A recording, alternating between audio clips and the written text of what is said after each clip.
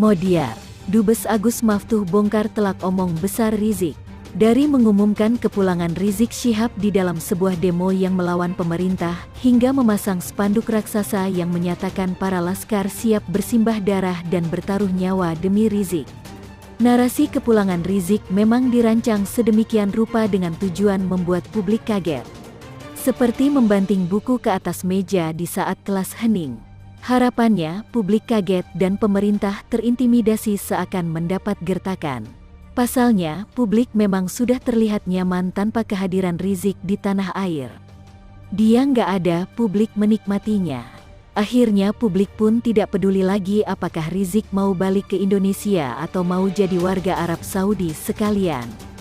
Ini sudah dibuktikan dengan sebuah survei di akhir tahun 2019 silam. Hampir 50% bahkan tidak merasa perlu memberi jawaban ketika ditanya apakah mendukung kepulangan Rizik atau tidak. Artinya, bagi mayoritas publik nggak penting Rizik itu mau pulang atau tidak. Kalau pemerintah sih nggak perlu ditanya lagi. Rizik saja tidak mengakui adanya pemerintah di bawah Presiden Jokowi. Jadi ya lucu kalau bilang mau pulang ke Indonesia.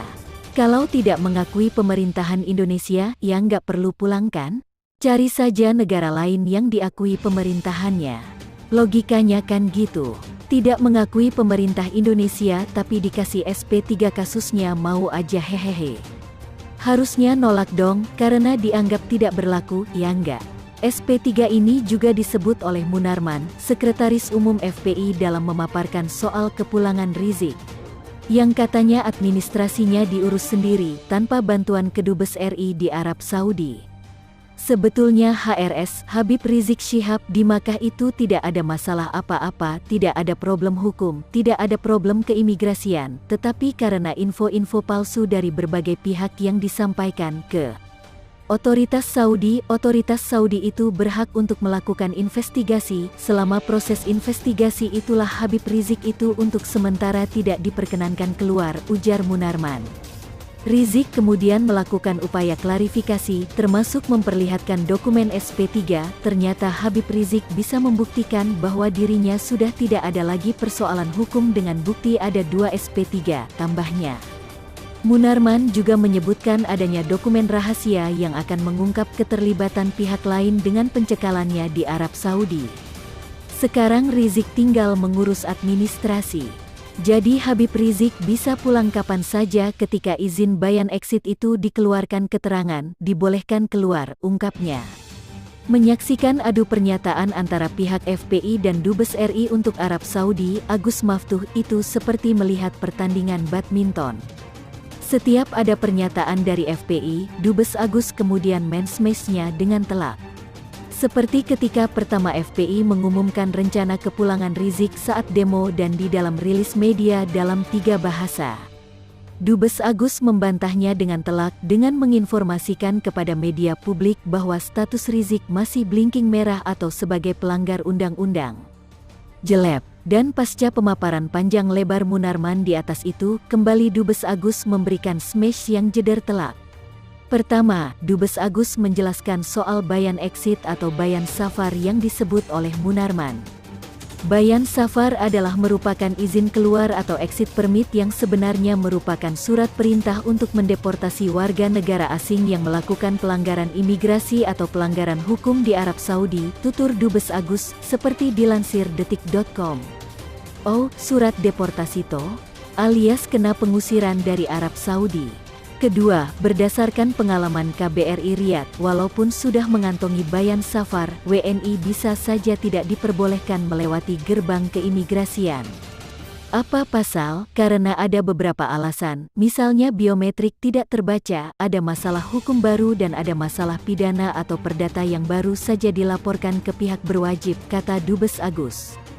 Wah, padahal kalau bicara soal SP3, di sebuah artikel dari Indonesia.com pada bulan Juni tahun 2018, Novel Bamukmin menyatakan di luar kasus yang sudah ada SP3, masih ada kasus lain yang belum SP3. Waktu itu yang dibicarakan juga soal kepulangan Rizik. Rizik belum bisa pulang, masih ada 3 kasus lagi belum di SP3, surat penghentian penyidikan perkara. Orang mikirnya udah selesai, padahal belum selesai, ujar Novel. Bisa saja ada bukti baru dan kemudian dari Indonesia diinformasikan bahwa Rizik adalah orang yang dicari karena ada perkara hukum kan? Atau tiba-tiba otoritas Arab Saudi melihat di video ceramah Rizik yang berhubungan dengan ISIS. Misalnya. Ketiga, nah ini nih yang aneh dan mencurigakan.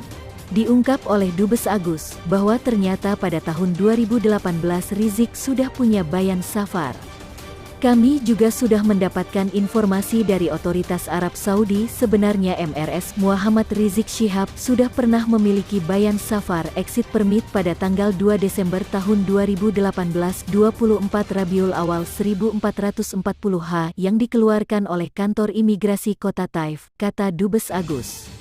Yang ketiga ini yang seakan nuampol ke Rizik dan FPI, jadi selama ini Rizik bisa dibilang melakukan pembohongan publik, mengaku dicekal, mengaku dihalangi pulang oleh pemerintah Indonesia, menuding seakan pemerintah Indonesia berbuat zalim pada dirinya, padahal pada tahun 2018 dia sudah bisa pulang, tidak ada yang menghalangi, dianya sendiri yang tidak mau pulang, kenapa? Seakan memasang perangkap buat memfitnah pemerintah Indonesia, memfitnah Presiden Jokowi, siapa yang zolim, siapa yang perlu direvolusi akhlaknya, dengan emosional, karena mengingat sejarah panjang kedekatan keluarga Dubes Indonesia untuk Kerajaan Saudi Arabia, Agus Maftuh Abe Gebril dengan mendiang Kiai Haji Maimoen Zubair, menggambarkan proses pemakaman Kiai Sepuh Nu itu di Makam Mala Mekah. Hal yang sangat menarik, Agus mengungkit kasus penyerobotan doa oleh pihak yang dianggap sedang mencari panggung politik. Meskipun Agus tidak menyebut nama penyerobot itu, kita pasti paham siapa yang dimaksudkannya.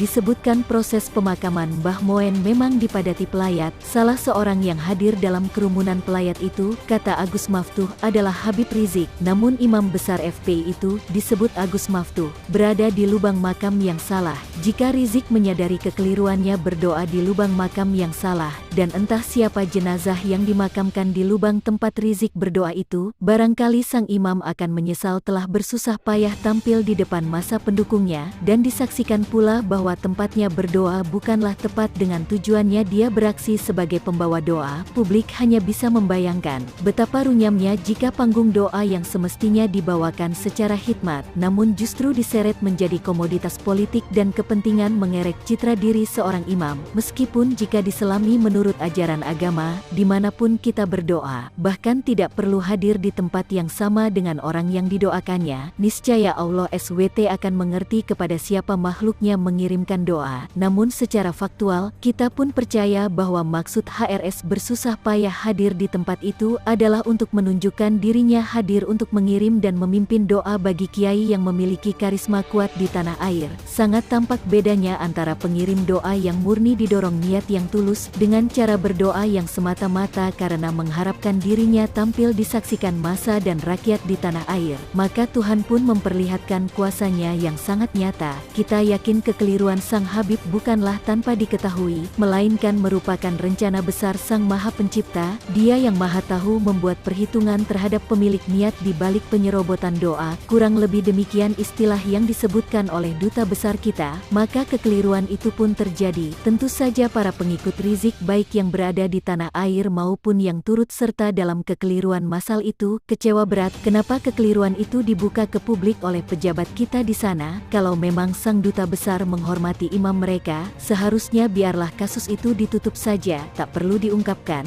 Dan karena diumumkan seperti itu, pengikut Habib pun menjadi geram dan marah kepada Agus Maftuh. Namun rupanya posisi sang dubes pun menempatkan Rizik bukan sebagai pihak yang harus dijaga nama baik dan citra dirinya. Pertimbangannya karena justru ada niat yang dinilai tidak pas ketika pemimpin Ormas FPI itu dianggap menyerobot doa. Maka ketika Agus mengetahui prosesi pemakaman itu seperti mengalami sabotase, yang mana selayaknya perwakilan pemerintahlah yang lebih berhak mengendalikan acara. Namun sangat disesalkan ada pihak yang entah karena pertimbangan apa, mendahului pemerintah sebagai pemilik otoritas pemakaman seorang tokoh nasional, sebagaimana diakui oleh kepala perwakilan kita itu, karena sejarah yang melatar belakangi ikatan dirinya dengan Kiai Maimoen itulah, sehingga dia merasa tidak terima ketika secara tiba-tiba pemerintah disabot. Lebih-lebih yang melakukan sabotase itu orang yang selama ini selalu mencitrakan diri sebagai lawan pemerintah. Sungguh kontras peran sang penyabot di luar negeri seakan-akan menampakkan diri sebagai pemuka umat Islam dari tanah air, sementara sikapnya kepada pemerintah selalu mengganggu dengan berbagai upaya dan daya. Menyedihkan bagi kita sebagai warga negara yang dituntut mencintai negaranya, menyaksikan seorang pemimpin sebuah ormas banyak memiliki pengikut setia hanya karena sikapnya yang merendahkan pemerintah sendiri,